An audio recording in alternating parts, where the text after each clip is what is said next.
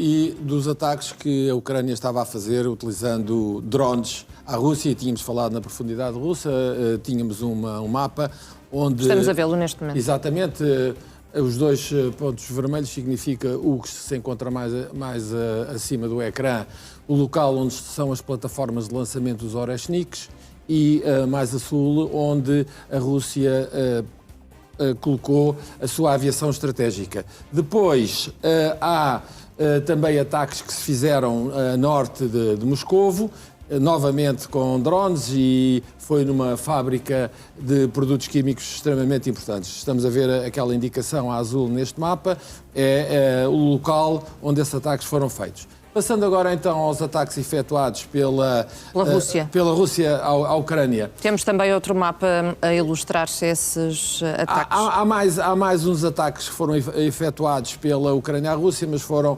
naquelas cidades imediatamente a norte da fronteira da Ucrânia com a Rússia, e falamos de Briansk e Belgorod, e foram feitos com HIMARS. Bom, isto que vemos aqui é o ataque que foi feito com drones e mísseis pela Rússia na noite de segunda para terça, imediatamente após terminar a trégua energética, não é? Como foi, chamada trégua energética. Exatamente.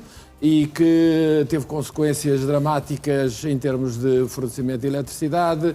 Por exemplo, a margem direita do Rio Dnieper, na zona de Kiev, não tinha eletricidade, e, de uma forma geral, havia a disponibilidade de 2 horas por dia de eletricidade. Podemos passar à imagem seguinte para termos a percepção do que aconteceu na noite de quinta para sexta, em que houve ataques, exatamente, esta aqui, onde vemos que há fundamentalmente uma concentração mais na zona leste da Ucrânia, e continuam estes ataques a ser dirigidos a centrais elétricas e termoelétricas. Podemos passar agora ao gráfico seguinte, que é de sexta para sábado, para termos a percepção da intensidade dos ataques e as consequências que isto está a ter na Ucrânia. Isto nas regiões de Lviv, não é? Lviv e Rivno. Exatamente. Rivno, aliás. Não, mas é Lviv, Rivno e Khmelnytsky. O que é aqui importante, e de uma forma sumária, porque estamos com alguma falta de tempo, é percebermos que as linhas das subestações de 750 kW estão a ser sistematicamente destruídas. E esta aqui, de Lviv, é onde se faz a distribuição da eletricidade das centrais nucleares de Rivne e de Khmelnytsky. Isto tem consequências brutais para a estabilidade energética da Ucrânia, e esta de Lviv tem mais algo a acrescentar, que é de onde vem a energia importada da Europa, em particular aquela que vem da Hungria. E, portanto, as consequências são dramáticas. São dramáticas, sobretudo tendo em conta as baixas temperaturas, exatamente, não é? As que vão acontecer na semana que vem. Prevê-se temperaturas abaixo dos 20 graus, dos menos 20 graus. Exatamente. Relativamente à situação no terreno, eu diria de uma forma rápida que a Ucrânia continua a resistir aos ataques russos. Há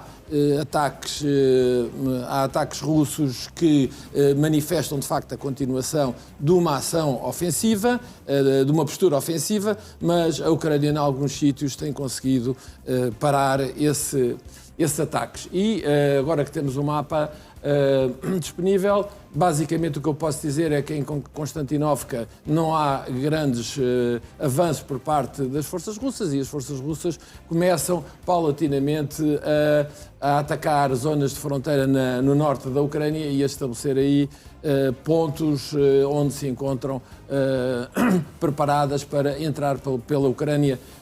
Nós não sabemos exatamente o que é que os russos pretendem com estas ações, uma vez que num comentário muito rápido que nos permitem concluir que a Rússia poderá preparar alguma ofensiva a partir daquelas zonas, até porque se encontram mais próximas de Kiev, mas parece aqui alguma dispersão de esforços. E olhamos, depois de termos visto, em termos de situação militar, o que é que tem vindo a acontecer, olhamos para o processo de paz. Houve uma ronda de negociações em Abu Dhabi. Pode fazer-nos aqui um ponto de situação? Um ponto de situação rápido. Não houve progressos. O que nós pudemos verificar foi mais uma oportunidade para, fora dessa reunião, à margem dessa reunião, existir alguma aproximação entre russos e americanos. Falo, por exemplo, do estabelecimento de uma relação, o estabelecimento de comunicações diretas e imediatas entre as forças norte-americanas e as russas, que tinham sido quebradas no final de 2021, e depois esse afastamento, essa falta de comunicação prolongou-se durante toda a administração Biden e finalmente recuperou-se. Penso que é extremamente importante que isso tenha acontecido. Houve também outros aspectos importantes, que foi a troca de prisioneiros, 314 prisioneiros, 157 para cada lado, e, portanto, há este aspecto importante, e há outro aspecto importante também na lógica das relações Estados Unidos e Rússia, foi um acordo sobre a possibilidade de se continuar a respeitar, pelo menos por mais 6 meses, o novo START, que terminou a semana passada, e se nós tivermos tempo iremos fazer algumas considerações sobre isso. Isto para mim é algo muito estranho, porque ainda tem que ser acordado pelos presidentes, mas eu não estou a ver os representantes norte-americanos, nomeadamente Witkoff e Kushner, que estão mais preparados para discutir questões imobiliárias, estarem a intrometerem-se em questões de controlo de armamento nuclear. Este é um aspecto importante. Há aqui mais algumas questões que me merecem atenção, nomeadamente o facto da tentativa de assassinato do tenente-general Alexeyev, que é ainda, porque ele não morreu, parece que está a recuperar, uma tentativa em Moscovo, no prédio onde residia. Já terão sido apanhados os responsáveis? Os alegados responsáveis. Exato, um é russo, outro é ucraniano, e esse conseguiu fugir para a Ucrânia, mas ainda estamos com muito pouca informação. Inicialmente dizia-se que eles tinham sido apanhados no Dubai, mas para já há esta informação, logo veremos quais são os desenvolvimentos. O que é importante aqui perceber é a questão política por trás disto. Nós sabemos que o presidente Zelensky está muito irritado com estas negociações. Aliás, fala-se que elas irão continuar na semana que vem em Miami. Exato, em Miami. Ele queria colocar os europeus também neste processo. Essa questão está completamente fora de causa. A Ucrânia, para além da questão energética que nós já referimos e todas as consequências que isso tem em termos de contestação social, está numa situação extremamente difícil. Por exemplo, aqueles 90 mil milhões, afinal, não vão ser 90 mil milhões. Portanto, há um problema de verbas para conseguir fazer funcionar o Estado. Há equipamento que lhe devia ter sido entregue, que não foi entregue. A Alemanha, por exemplo, disse que já não lhe vai entregar mais Patriots, já lhe entregou cerca de 1/3 do seu arsenal, mas que precisa para eles próprios. Portanto, a situação está a tornar-se bastante difícil e há aqui algo que tem que ser dito. Este terrorismo, este ataque a um indivíduo, a um tenente-general russo, que é o segundo na hierarquia dos serviços de inteligência militar russa, ele também participava na delegação russa nestas negociações de paz em Abu Dhabi. Isto quase que dá a sensação que Zelensky terá algum interesse em pôr em causa estas negociações, até porque acho que, e agora vou especular, mas é uma especulação informada, que a possibilidade de ter sido mais alguém que não o presidente Zelensky a dar a ordem para que este assassinato, ou esta tentativa de assassinato, fosse por diante, penso que é difícil negar isto, até porque ele tinha dado indicações no dia anterior que iriam ocorrer uma série de operações desta natureza no interior da Rússia e, até à data, ainda não negou a autoria da Ucrânia. Portanto, isto é algo extremamente grave e, de certa forma, vem replicar uma... Eu não queria utilizar a palavra, mas, se calhar, é uma tendência, para não dizer tradição, porque indivíduos que estão envolvidos nas delegações negociais, por vistos, este é o terceiro que há uma tentativa de assassinato. Nos outros dois houve mesmo assassinato. Um deles foi um dos representantes da delegação ucraniana que esteve em Minsk em 2022, em março ou abril de 2022, mas esse foi morto pelos próprios ucranianos. E houve também, já do antecedente, uma situação semelhante com o Zargachenko, que era o presidente da República Autónoma de Donetsk e depois foi morto também por uma bomba. Portanto, isto é uma prática que parece que se repete. E olhamos também para o debate que continua em torno das garantias de segurança, não é? Sim, esse debate, continuam a ser discutidas. Cada vez está mais confuso, porque há a posição norte-americana que diz que só dá garantias de segurança após os ucranianos concordarem com a cedência de território e, portanto, na prática, com um acordo de paz. E os ucranianos que dizem exatamente o contrário, ou seja, só adiantam as suas posições e avançarão para um processo de paz se primeiro, anteriormente a esse passo, lhe forem dadas garantias de segurança. Entretanto, o Financial Times veio com algo que poderia ser um projeto de plano de garantias de segurança, é algo assim um bocado estranho. O que é um facto é que é apresentado como algo em que os Estados Unidos já deram o seu agremã, o que não é verdade. Nem isso, nem os russos. Os russos, inclusivamente, não conhecem esse documento e, portanto, não vale a pena consumirmos muito tempo com o tema.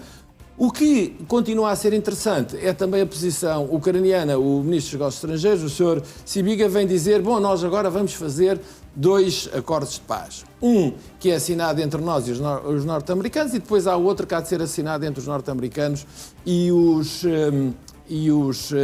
russos. O que significa que estamos numa grande confusão, não há nenhum progresso e não vale a pena criarmos expectativas, porque quem está a discutir estas questões são os militares, não são entidades ao nível diplomático. E, portanto, vamos ser claros e francos sobre esta matéria. A Ucrânia não prescinde de uma das questões que está aqui em cima da mesa, que é a cedência de território, e os russos também não prescindem das suas opções maximalistas. E, portanto, não se prevê a possibilidade de uma aproximação. Mas há coisas novas. Há um documento da Reuters que vem dizer que os Estados Unidos querem que este processo seja resolvido com rapidez. Com rapidez significa que até março tem que haver um acordo de paz, tem que haver eleições em maio. Donald Trump queria acabar com a guerra até ao verão, não é? No máximo. Pois, agora já se fala nisso. Mas do verão. O problema é que Donald Trump tem uma agenda interna e tem as midterms em novembro. Em novembro. Sim, e tem este problema em mãos e vamos ver se não vai ter outro, que é a questão do Irão, e lá iremos. Mas, portanto, esta questão da necessidade, da pressa, da velocidade em provocar cedências por parte da Ucrânia é algo que está também em cima da mesa. Foi discutido também a Abu Dhabi e tudo isto criou um ambiente muito desagradável e até hostil para o presidente Zelensky. E também parece não existir propriamente uma posição consensual na União Europeia em termos de relação com a Rússia, não é? Vemos aqui posturas muito diferentes. Exatamente, a vários níveis. Poderíamos começar logo pelo recente aprovado, que ainda tem que ser ratificado, 20º pacote de sanções. Parece que agora vai ser com o 20º que os europeus vão conseguir atingir os seus objetivos e vão conseguir trazer a Rússia para a mesa das negociações. Mas nós podemos dedicar exclusivamente a um desses pequenos capítulos das relações entre a Europa e a Rússia. Isto dava pano para mangas, mas nós vamos focar numa questão que veio para cima da mesa e que se prende com a necessidade da Europa envolver-se também no processo negocial, para não se tornar completamente irrelevante. E, curiosamente, nós vemos algo a mover-se, mas também muita contradição e até muita discordância. Contradição, refiro, por exemplo, a posição do chanceler Merz, que inicialmente tinha alinhado com Macron, com o presidente francês e com a primeira-ministra italiana Giorgia Meloni. Sim, senhora, vamos então pensar na possibilidade de identificar um interlocutor, um enviado especial, algo que incomodou muito a alta representante Kaja Kallas, porque, quer dizer, ela achava que deveria ser a pessoa indicada para esse trabalho, mas sabendo as relações que ela tem com os russos, isso logo à partida era um no-go. Mas, entretanto, há também evoluções por parte da França, porque a França tem aqui uma posição um bocado estranha, mandou um representante, o presidente francês, um representante seu a Moscovo, um tal Sr. Emmanuel Bon, para ter relações subordinadas a questões técnicas. Nós não sabemos muito bem o que é que isto é, mas o presidente Macron, se quiser falar com o presidente Putin, penso que não é preciso mandar enviados, pode falar diretamente, a menos que não faça o que fez da última vez, em que uma conversa que supostamente era sigilosa, ele colocou-a em voz alta com a comunicação social presente e depois essa conversa que supostamente era privada veio para a parte pública. Há outra questão também muito interessante, que é um desenvolvimento a nível dos Bálticos. Curiosamente, a primeira-ministra da Letónia e o presidente da República da Estónia vieram dizer, eu fiquei bastante surpreendido, mas é um avanço, é algo positivo, que de facto, exatamente para obviar a irrelevância da Europa, deveria de haver efetivamente um enviado especial. Curiosamente, na Estónia, veio depois o ministro dos Negócios Estrangeiros contradizer aquilo que o Presidente tinha dito. Portanto, há uma grande confusão relativamente a esta matéria, mas eu penso que mais tarde ou mais cedo este assunto vai ter um final, a menos que a Europa, de uma forma derrotista, e eu até diria autofágica, se castre e não faça os possíveis e impossíveis para participar neste processo. Que, aliás, parece que é isso que está a fazer relativamente podemos ao dizer Irão. que para esta nova ronda de negociações está prevista para Miami, lá está, ainda está tudo em aberto, não é? Não, está tudo em aberto e eu continuo com esta posição. Ou, de facto, os Estados Unidos conseguem pressionar o presidente Zelensky a alterar a sua posição, ou então tudo como de antes. Agora, não podem pressionar importante. o presidente Putin a também conceder algumas... ou fazer algumas cedências, neste caso, não é? Bem, vamos ver, porque normalmente quem tem que fazer cedências é quem está na mão de baixo. E nesta altura parece que quem está na mão de cima são os russos. E os russos estão muito pouco disponíveis para fazer cedências. Nomeadamente discutir determinados assuntos que contraditam aquilo que o secretário de Estado Marco Rubio, que disse, esta questão territorial está quase arranjada. Não está. A questão mais importante até nem é a questão territorial. A questão mais importante é a questão securitária para a Rússia. E a questão securitária passa por um estatuto de neutralidade da Ucrânia e a não adesão à NATO.